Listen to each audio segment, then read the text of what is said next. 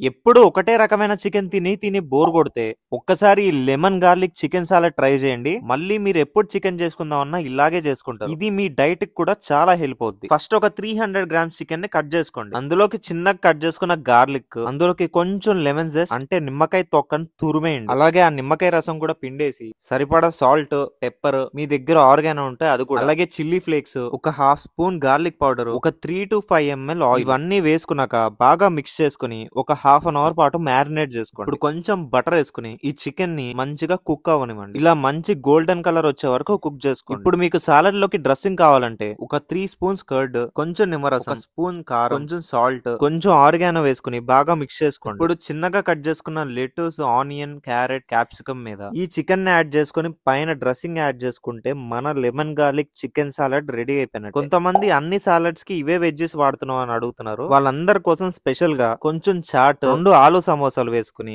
ఈ చికెన్ తో తినండి. వెంటనే ఒక 10 కేజీలు తగ్గిపోతారు.